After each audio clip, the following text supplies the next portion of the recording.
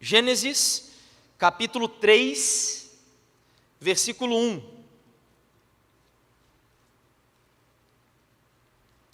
Gênesis, capítulo 3, versículo 1. Diz assim o texto: Mas a serpente mais astuta que todos os animais selvagens que o Senhor Deus tinha feito, disse à mulher: É verdade que disse Deus? Ou é verdade que Deus disse: Não comam do fruto de nenhuma árvore do jardim? Eu vou ler em uma outra versão agora. É a versão que eu gosto de usar nos meus momentos devocionais, que é a Nova Versão Transformadora. Diz assim o texto: A serpente era o mais astuto de todos os animais selvagens que o Senhor Deus havia criado. Certa vez, ela perguntou à mulher: Deus realmente disse que vocês não devem comer do fruto de nenhuma das árvores do jardim?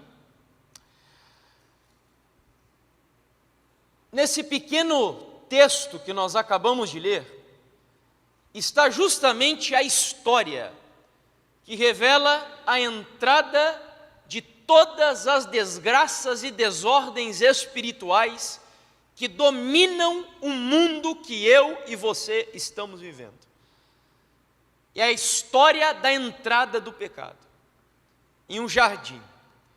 E aqui nós entendemos que a entrada do pecado, a origem do mal aqui nesse mundo, está estreitamente relacionada com uma mulher que foi induzida a duvidar da palavra de Deus.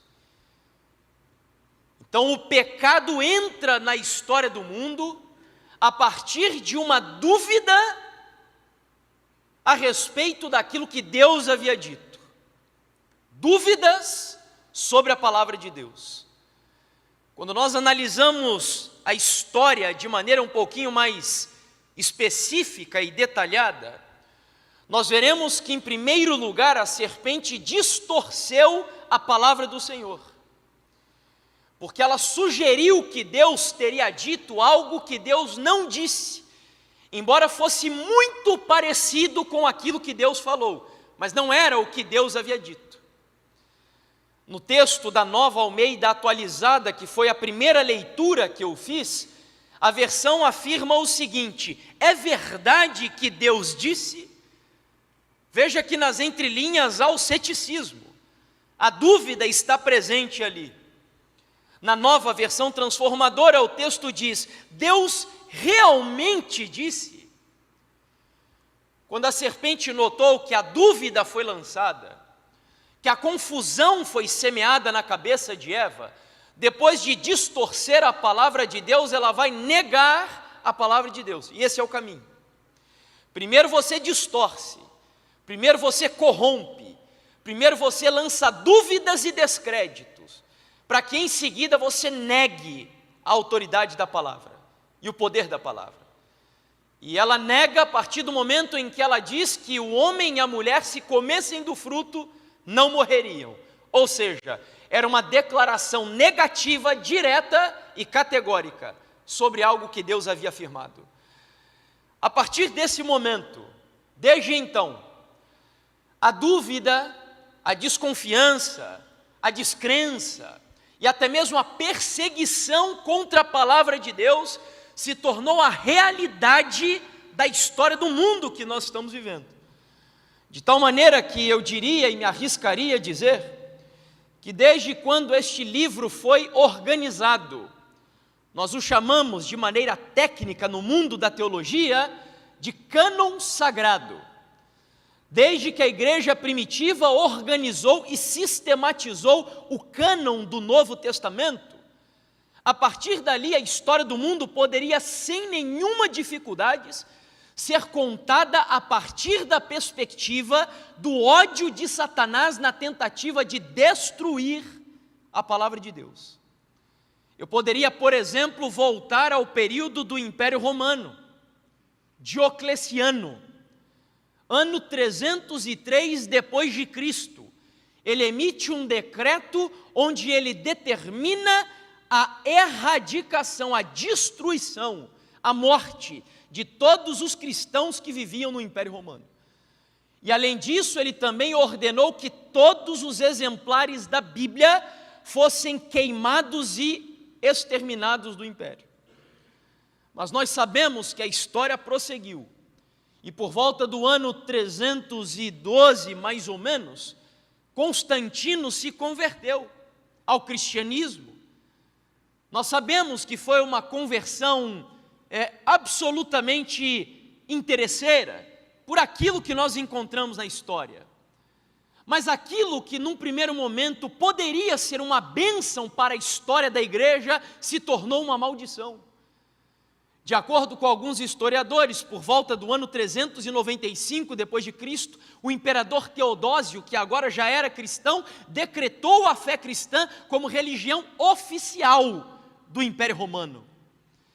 E desde este momento, quando a igreja papal, a igreja romana, ela conseguiu alcançar a supremacia na cidade de Roma, ela proíbe o acesso das escrituras a todos aqueles que se convertiam ao cristianismo, dizendo que apenas o clero, apenas os cardeais, apenas os bispos, apenas o papa tinha capacidade de interpretar as escrituras sagradas, e aliás, que eram traduzidas apenas no latim, e o latim já era um idioma obsoleto, um idioma esquecido, o povo comum não entendia mais e não sabia mais, não conhecia mais o latim.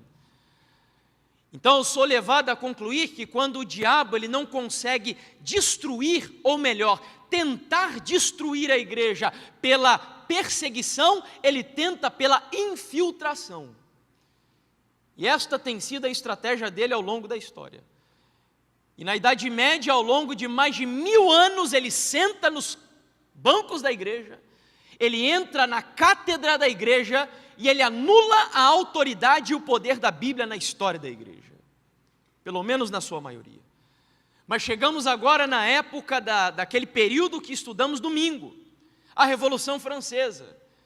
E no período da Revolução, nada diferente, eles romperam com a visão católica medieval, mas de igual maneira, lá na França, os jacobinos, os revolucionários, ordenaram que todos os exemplares da Bíblia que existissem na França fossem queimados. Todos. Por fim, nós chegamos em nossa geração. E a pergunta seria, qual é a atitude das pessoas que vivem em nossa época sobre este livro sagrado? Será que hoje há uma disposição um pouco melhor a respeito da Bíblia Sagrada? Será que as pessoas hoje têm maior simpatia pela palavra de Deus? Nós vivemos em um país majoritariamente cristão, um país cujo cristianismo talvez abarque cerca de 80%, 85%, talvez até mais da população brasileira entre católicos e evangélicos. Mas eu já mostrei para vocês aqui nesta semana que, por exemplo, um dos maiores influenciadores digitais deste país tem uma atitude totalmente hostil à palavra do Senhor, dizendo que ele não precisa mais de um guia ou de um livro de regras divinas dizendo o que é certo e o que é errado, para que ele tenha o seu próprio valor de certo e errado. Mas eu confesso a vocês que isso não é o que mais me assusta. O que mais me assusta é saber que em minha geração e aqui no meu país, nós temos cantores gospel, cantores evangélicos e alguns até do nosso meio. Nós temos pastores e teólogos conhecidos, famosos, extremamente influentes no mundo cristão e alguns deles do nosso meio, volto a repetir, querendo diminuir a autoridade e o poder da Bíblia. É lógico que eles vão usar palavras mais suaves, e esta tem sido uma das estratégias mais exitosas do diabo. Quem nunca leu, aliás, o livro do George Orwell, chamado Revolução dos Bichos, e também 1984, ali ele fala um pouquinho sobre o poder da língua para influenciar as pessoas. Daí vem, abro um pequeno parênteses aqui, a tentativa de amenizar algumas coisas que a Bíblia chama de pecado, para tornar os pecados mais suaves na vida do ser humano. Por exemplo, enquanto a Bíblia chama de assassinato de crianças, eles chamam de interrupção da gravidez. Enquanto eles chamam de relacionamento aberto, a Bíblia chama de adultério. Enquanto eles chamam de poliamor, a Bíblia chama de poligamia. Então nós vemos claramente uma tentativa de suavização da linguagem para negar alguns absolutos da palavra de Deus, e no âmbito da autoridade da Bíblia não é diferente.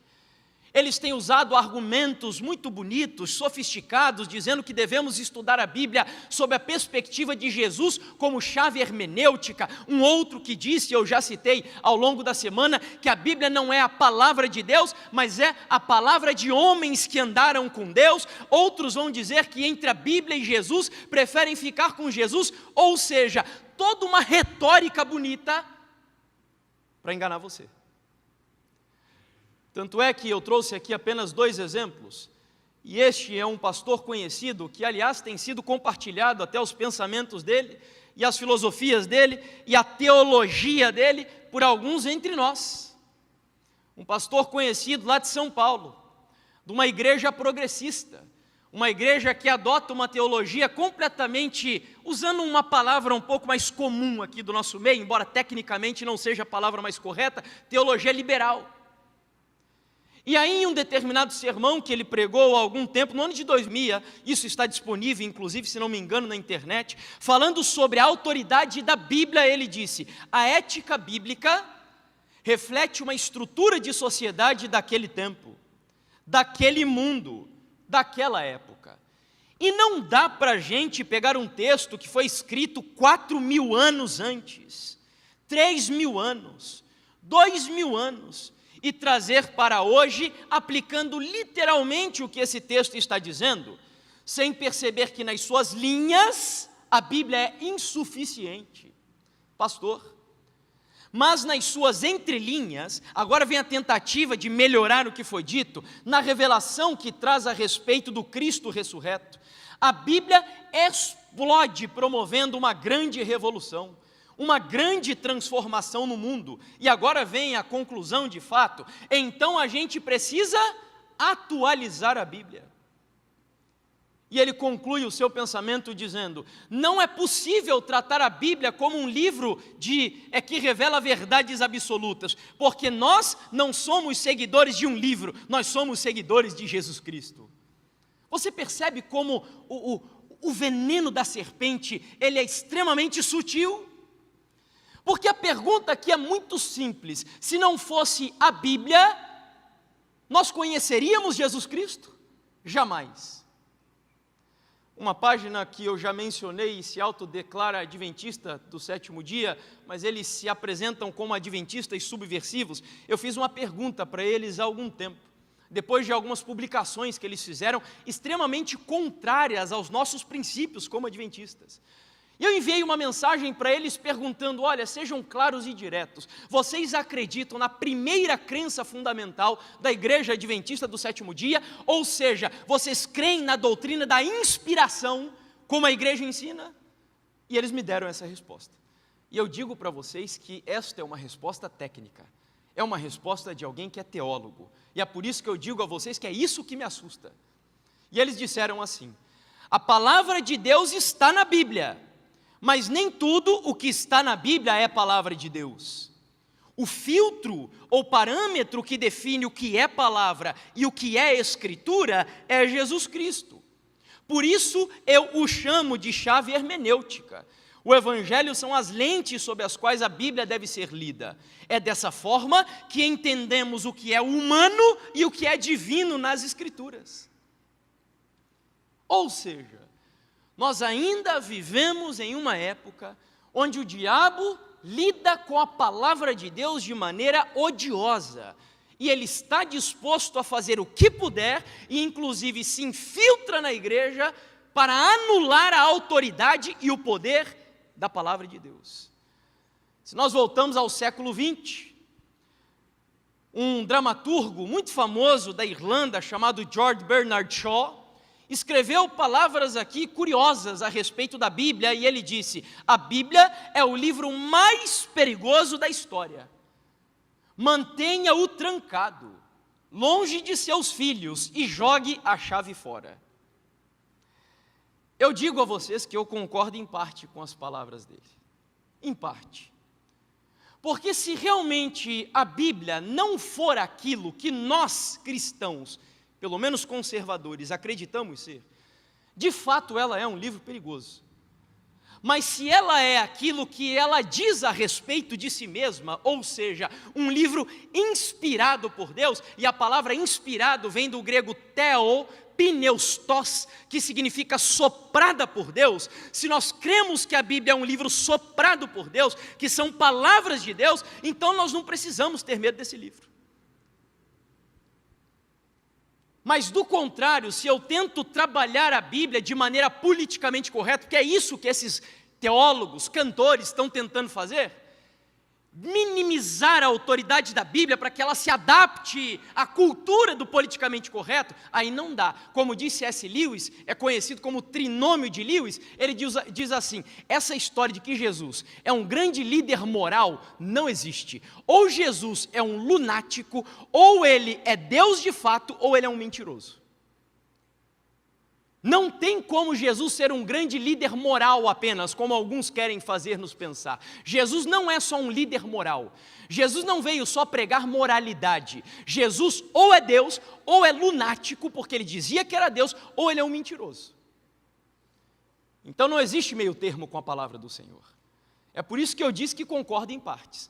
E nós não estamos aqui, obviamente, falando de um livro qualquer.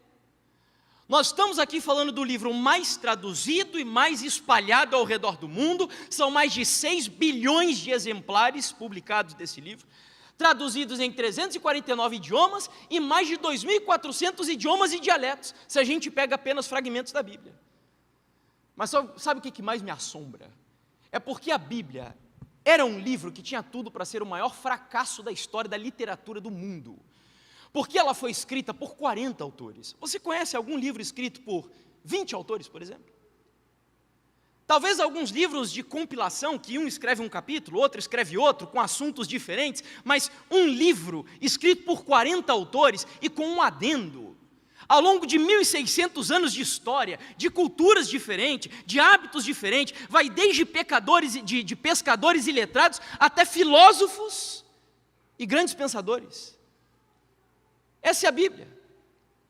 E eu sei que você talvez, principalmente jovens, questionem hoje, mas é possível acreditar que este livro que está em minhas mãos hoje é o mesmo conteúdo que saiu das mãos de Mateus, de Marcos, de Paulo, de Moisés? É possível nós provarmos isso? E irmãos. O doutor Rodrigo Silva, no livro de Aleph a Ômega, a Bíblia de Aleph a Ômega, ele faz a seguinte afirmação a respeito da Bíblia: graças a diferentes critérios acadêmicos e laboratoriais, veja, nós estamos falando de ciência aqui, podemos dizer que temos em mãos praticamente o mesmo conteúdo dos livros canônicos originais, da forma como saíram das mãos dos autores inspirados. Ou seja, embora muitos martelos dessem contra a bigorna da palavra de Deus, todos estes martelos foram consumidos, porque o diabo tentou destruir a Bíblia ao longo de milênios, mas Deus sustentou a sua palavra intacta até os dias de hoje. Louvado seja o Senhor por isso. E nós temos provas disso. Eu não sou teólogo, já disse para vocês, e nem pastor, mas eu sei que há uma área da teologia chamada de crítica textual, onde o trabalho destes cientistas é pegar os manuscritos que nós temos originais, os mais antigos, por exemplo, do Novo Testamento. Nós temos manuscritos que datam lá do 2º, 3º século da história da igreja. Alguns deles, quando nós tínhamos ainda discípulos dos discípulos vivos, manuscritos. E quando nós pegamos estes manuscritos e comparamos com aqueles mais atuais e com as traduções da Bíblia que nós temos hoje, meus amigos, o texto bíblico está praticamente intacto. Deus preservou de maneira maravilhosa a sua santa palavra.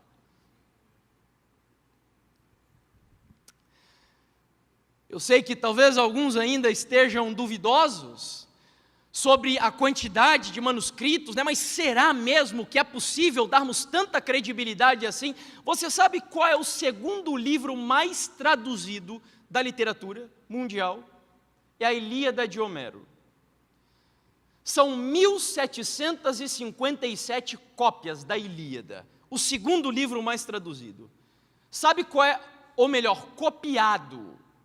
Sabe qual é o primeiro livro mais copiado do mundo? A Bíblia. Sabe quantas cópias nós temos da Bíblia? Mais de 40 mil cópias. Você vê a dimensão, a diferença? Deus, Ele permitiu que o seu texto fosse copiado ao longo de séculos da história, de anos, de décadas, copiado, de tal maneira que nós temos tantos manuscritos hoje, que é possível você comparar com aqueles de lá de trás, até os nossos dias, e nós vermos que Deus preservou sua santa palavra.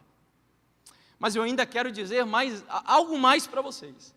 A Bíblia é um livro tão espetacular, que ela não serve só para a vida espiritual. O mundo que você vive foi influenciado pela Bíblia. Sabia disso?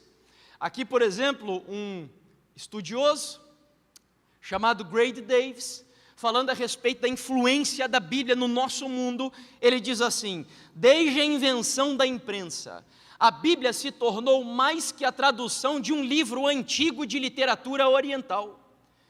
Ela não se parece com um livro estrangeiro e tem sido a fonte mais confiável, disponível e familiar, e árbitro dos ideais intelectuais, morais e espirituais do Ocidente, que é o mundo que você vive. Sabe esses movimentos hoje aí que acham que descobriram a roda, tipo Black Lives Matter? Eu sou negro, então eu tenho lugar de fala para falar desse movimento aqui. Sabe esses movimentos aí que parece que não, nós vamos lutar em prol da causa dos negros. Eles, na verdade, só estão surfando na onda que começou há muito tempo com quem? Eu disse no sábado de manhã para vocês, cristãos. John Wesley, William Wilberforce. Você sabia que no movimento adventista os pioneiros se engajaram, pioneiros da igreja, na causa do abolicionismo lá nos Estados Unidos? Sabia disso? Ellen White, inclusive, incentivou aos membros da igreja a fazerem desobediência civil, porque tinha uma lei nos Estados Unidos que foi promulgada, eu não lembro exatamente o ano agora, não sei se era 1895, não lembro bem, mas dizendo que todo escravo que fugisse, todo cidadão norte-americano era obrigado a pegá-lo e devolvê-lo para o Senhor. E Ellen White disse: não façam isso, não devolvam. Adventistas, cristãos, lutando pela causa dos direitos humanos, aqui no caso, étnica e racial. Então essa onda que muitos hoje, feminismo também, né? Tudo isso começou com a influência da Bíblia e de cristãos que levaram a Bíblia a sério, no mundo que eles viveram. Eu me apaixono por alguns pensadores que têm a habilidade de conseguir sintetizar verdades profundas em poucas palavras.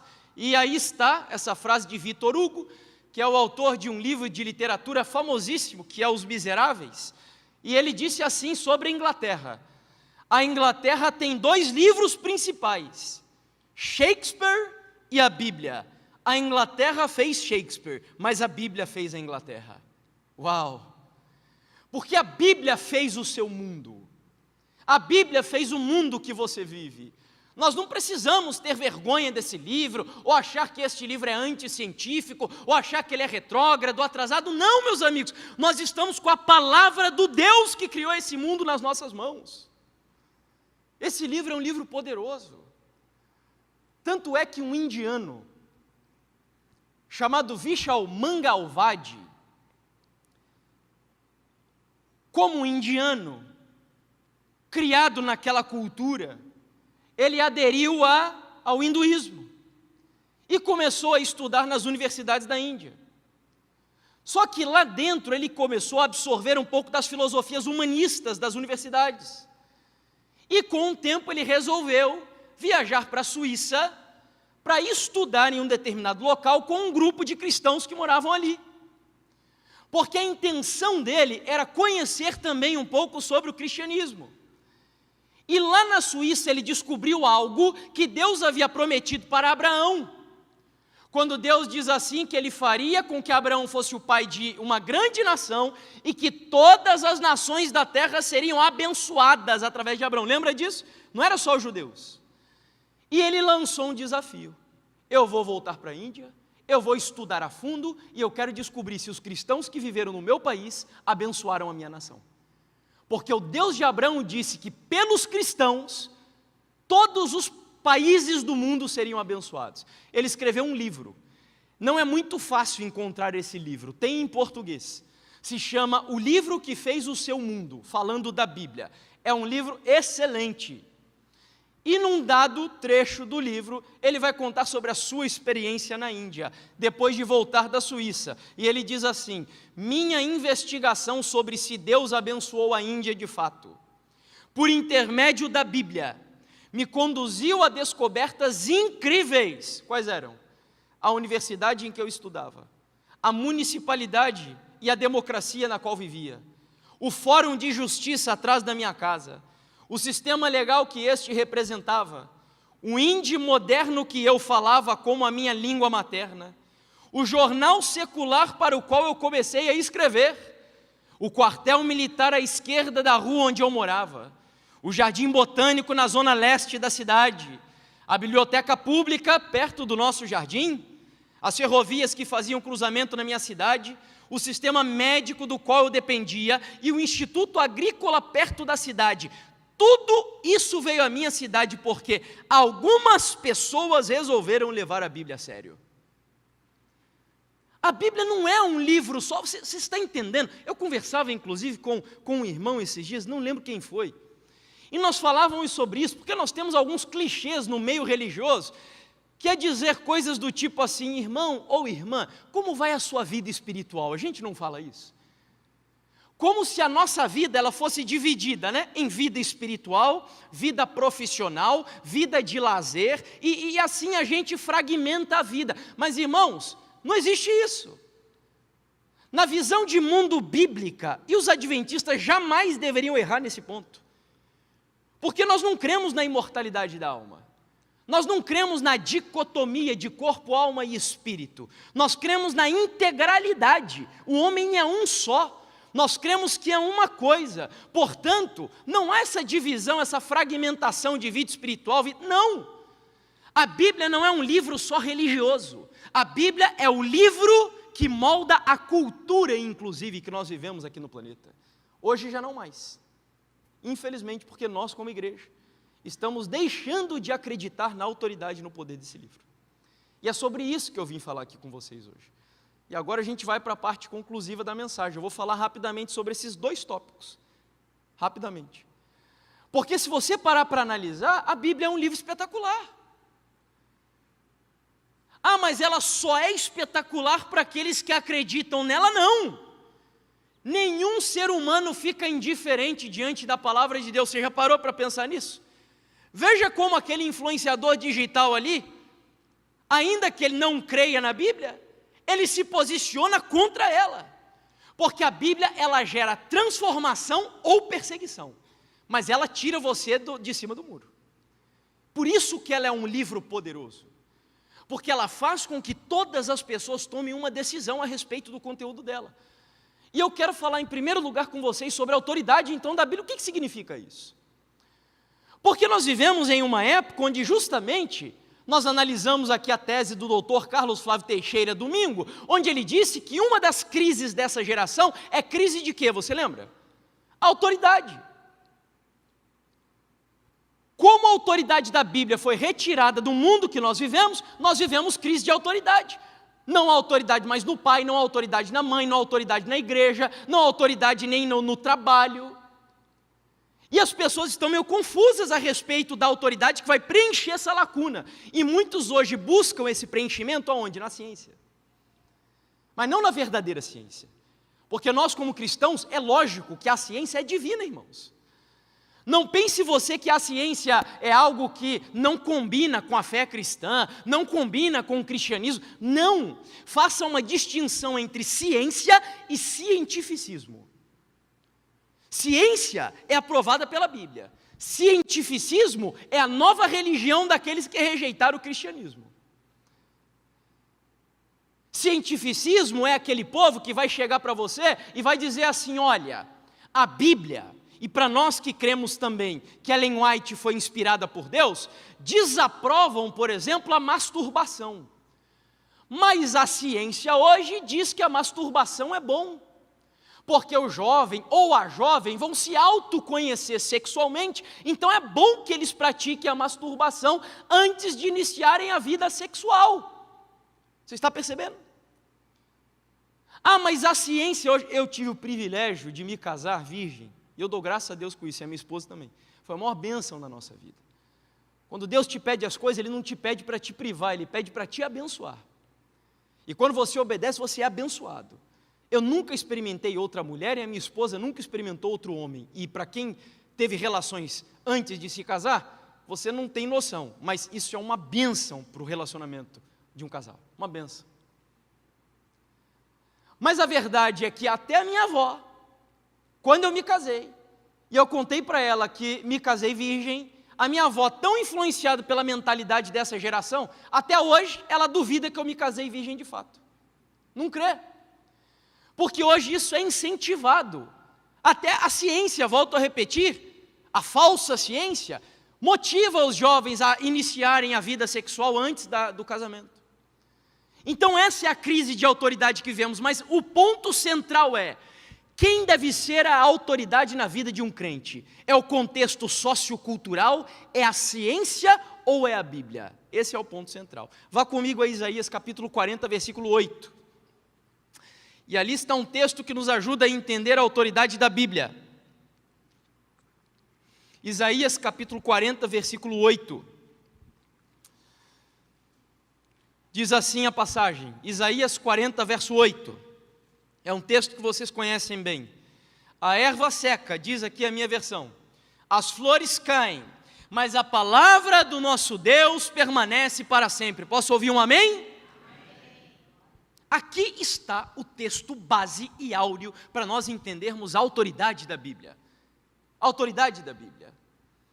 O que esse texto quer dizer é que não importa onde você nasce, quando você nasce, como você nasce, em que país você nasce, não importa. Porque homens mudam, culturas mudam, mulheres mudam, sociedades mudam, mas a palavra absoluta de Deus permanece para todo sempre. Ela é imutável, nos seus absolutos. A gente já falou um pouco sobre os absolutos de Deus aqui, se não me engano, no sábado à tarde. E nós vimos que, por exemplo, na Bíblia tem absolutos sobre sexualidade, sobre casamento, sobre dízimos e ofertas, sobre falar mal e não olhar para o rosto um do outro dentro da igreja. A Bíblia tem verdades absolutas. Nós até podemos viver do jeito que a gente quer.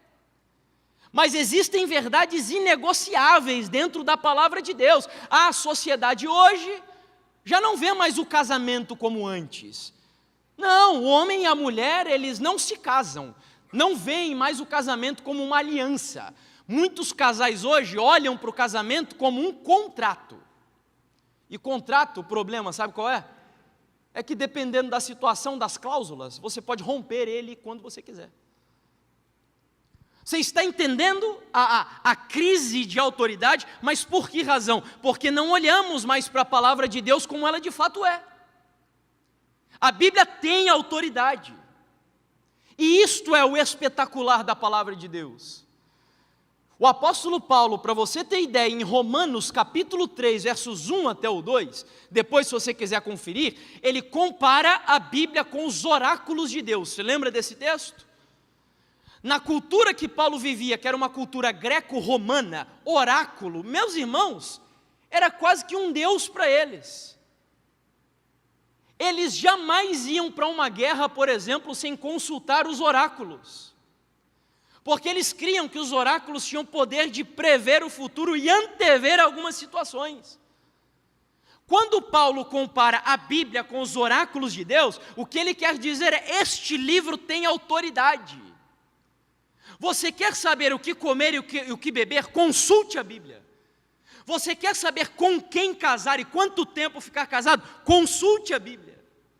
Você quer saber como se portar no seu ambiente de trabalho? Consulte a Bíblia. É isso que Paulo está dizendo. Ela é o oráculo dos filhos de Deus. O oráculo.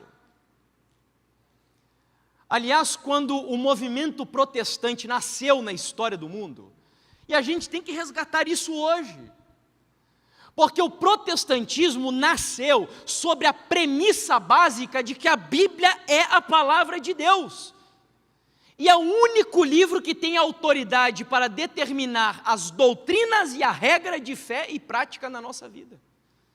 O protestantismo nasceu assim. John Wycliffe, Lefebvre na França, Tyndale na Inglaterra, Olavo Petri na Suécia, Lutero na Alemanha, estes homens deram a vida para tornar a Bíblia acessível para o povo, porque criam que a Bíblia é autoritativa no meio da igreja. Não padre, não papa, não ciência. Na igreja não, a ciência tem voz, mas na igreja, em primeiro lugar, é a palavra. Não pastor, é a palavra de Deus. Ela é o centro de tudo. Lutero, ele levava isso tão a sério, que vejam o que Lutero disse: isso é perfeitamente cabível para a nossa geração. Porque Lutero vai dizer: qualquer ensinamento que não se enquadre nas Escrituras deve ser rejeitado, mesmo que faça chover milagres todos os dias. O que Lutero está querendo dizer ali é: creia na Bíblia acima de todas as coisas. Creia na Bíblia. Creia nesse livro.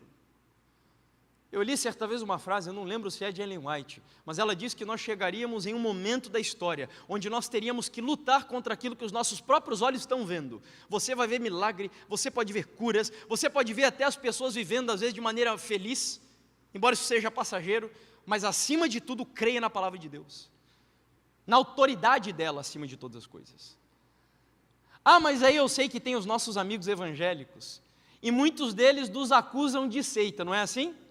Muitos dizem que os adventistas do sétimo dia são uma seita, justamente porque na visão deles, nós não cremos na autoridade absoluta da Bíblia. Nós temos uma profeta entre nós, e nós cremos que a palavra final na igreja é desta profeta chamada Ellen White.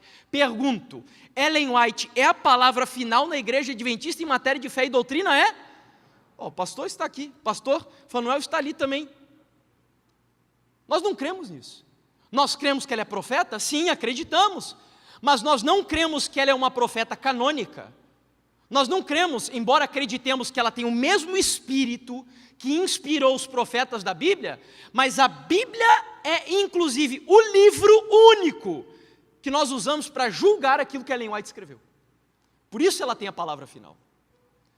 E a própria Ellen White, é isso que é maravilhoso nos escritos dela, que diferente de Joseph Smith, que é o profeta de uma outra denominação, que tira as pessoas da Bíblia para um outro livro, olha só o que Ellen White vai dizer: há em nosso tempo um vasto afastamento das doutrinas e dos preceitos bíblicos. Parece que ela escreveu para hoje isso.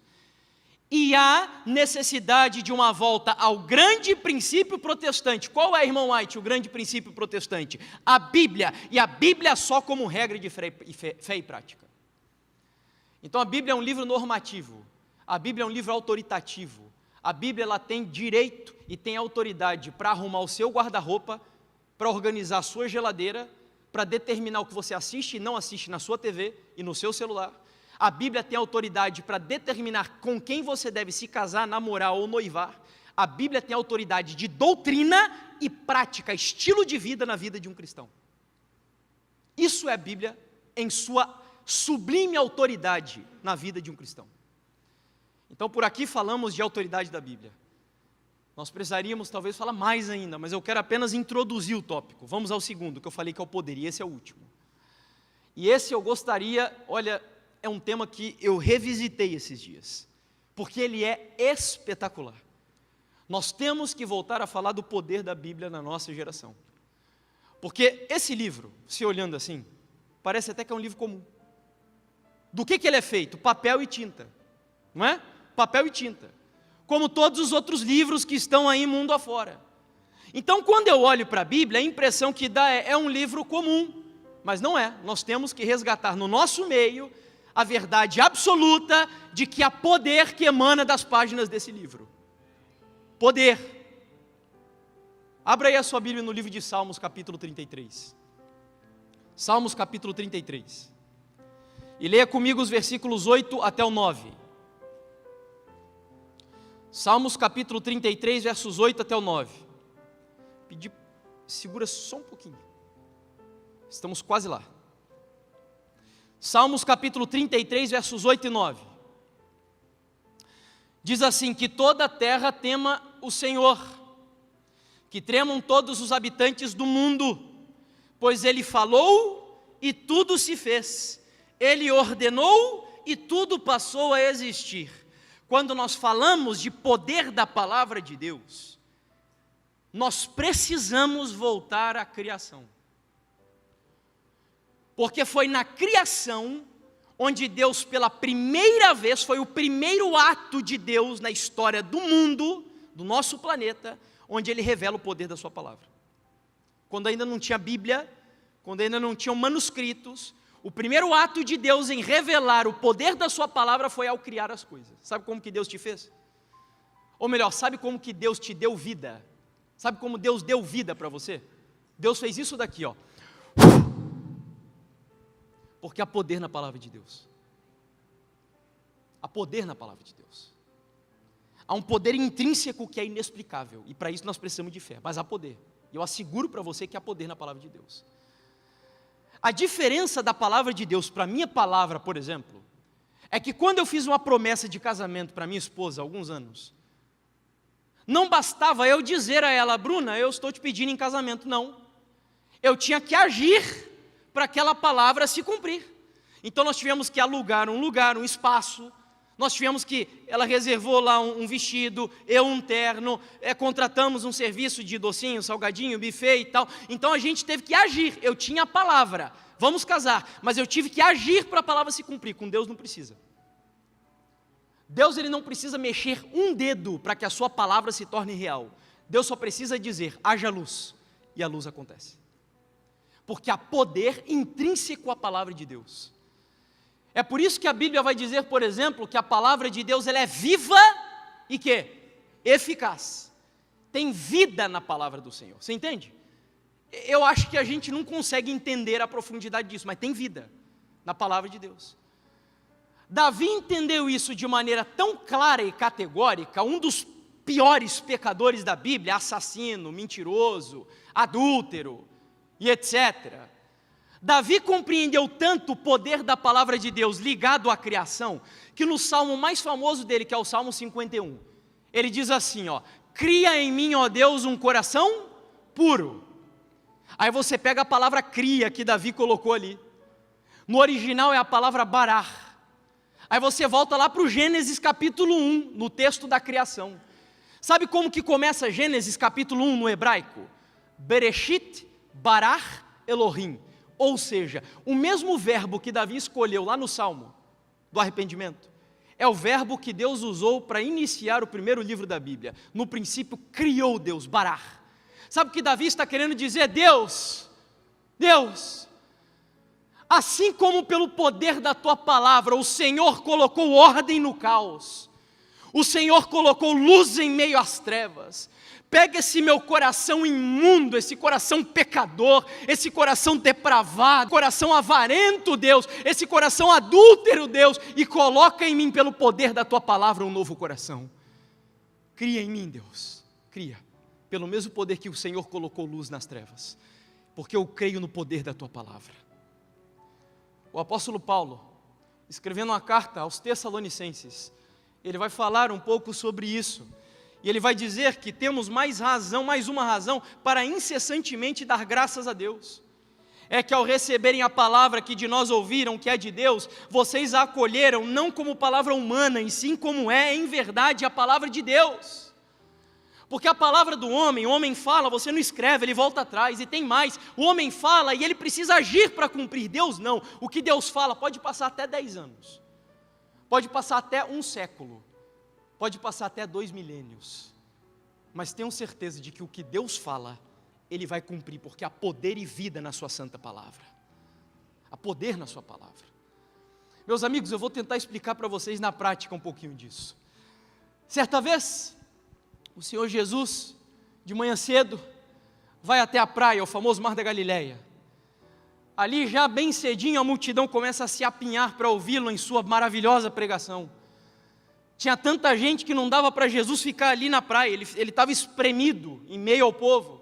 Ele olha e tem 2 barcos, entra em um dos barcos, diz para Pedro afastar um pouquinho o outro barco, o barco se torna um púlpito e a multidão o auditório. Jesus começa a pregar. A multidão fica encantada com as palavras de Jesus, até que chega um momento, Jesus olha para Pedro e diz assim: Pedro, lança a tua rede. Aí Pedro olha para Jesus, eu imagino, né, esse homem tão inconstante, talvez não externou isso, mas é possível que tenha pensado isso, e ele olha para Jesus e: Senhor, o Senhor manja de pregar, o Senhor é bom pregando, mas de pesca eu entendo, e eu sei que aqui nessa região, o melhor horário para pescar é à noite, Senhor, e a gente passou a noite inteira pescando e não aconteceu nada. Mas, aí vem a conjunção adversativa, mas, sob a tua palavra, eu lançarei as redes, porque Pedro acreditava no poder da palavra de Deus. Esse homem tão inconstante, que às vezes, né, fazia declarações lá do pináculo da fé, e muitas vezes também caía no mais profundo abismo do ceticismo, esse homem naquele momento esboçou fé no poder da palavra de Deus. E não pense que Jesus por acaso viu um cardume passando ali, não, irmãos, não tinha peixe, mas quando Jesus disse joga as redes, a palavra dele é tão poderosa que começou a brotar peixe ali do nada, porque há poder na palavra de Deus. Esse mesmo Jesus certa vez desceu do Monte das Bem-aventuranças, e a Bíblia diz que tinha um leproso ali, no meio da multidão, e este homem fazia anos que era escravo da lepra. Ele olha para Jesus, e ele diz assim: Senhor Jesus, eu estou falando baixinho aqui, mas eu acho que ele deu um grito, porque tinha uma multidão seguindo ele. Senhor Jesus, se tu queres, me torne limpo. Jesus foi tocado por aquele apelo. Ele volta para esse homem, com os olhares compassivos, ele toca nesse homem, e com uma palavra ele diz: eu quero ser limpo. Quando Jesus encerra a oração, esse homem ficou limpo da lepra, porque há poder na palavra de Deus. E a última história que eu conto a vocês, é um episódio que eu lembro que quando eu era coroinha da igreja católica, todas as missas, nós falávamos um trecho dessa história, a história do centurião romano que acreditava em Jesus de alguma forma, mesmo vivendo uma fé ou uma vida distinta daquela que era a vida do povo judeu, mas ele tinha ouvido falar da fama de Jesus, dos milagres de Jesus, de quão maravilhoso era Jesus, e ele vem lá de longe para se encontrar com Jesus Cristo, e ele diz: Senhor, o meu criado está morrendo, eu amo esse homem, cura ele, Senhor. Jesus olha mais uma vez, de maneira compassiva, amorosa, e ele diz: ok, vamos lá, eu vou curá-lo.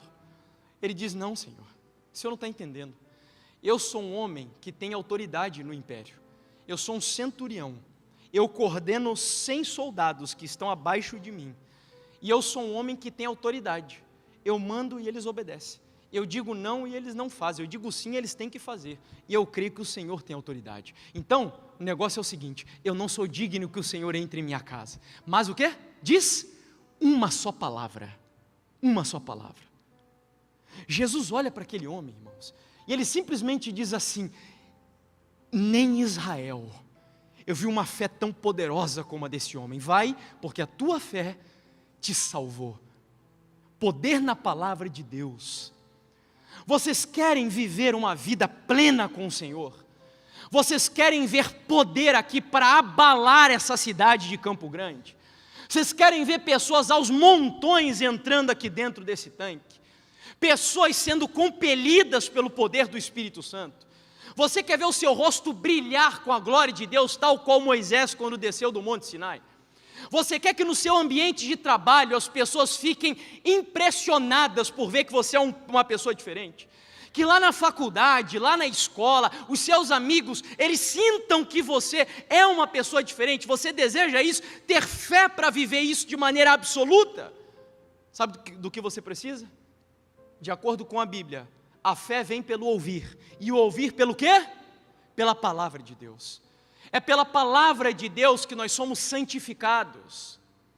De acordo com João 17:17, a Bíblia diz: Pai, santifica-os na verdade, porque a tua palavra é a verdade, irmãos. É pela palavra de Deus que nós somos guardados de pecar. Salmo 119 vai dizer: Pai, eu guardei a tua palavra no meu coração para não o quê?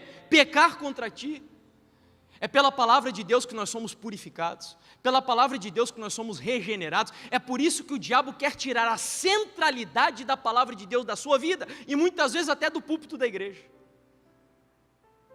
porque ele sabe que há poder na palavra, poder, e ele não quer que a gente compreenda e viva essa experiência da autoridade e do poder da palavra do Senhor. Mas se nós desejamos, acima de tudo, e eu creio que a gente tem buscado isso. Há tanto tempo eu ouço os adventistas falarem de uma tal de chuva serôdia, não é?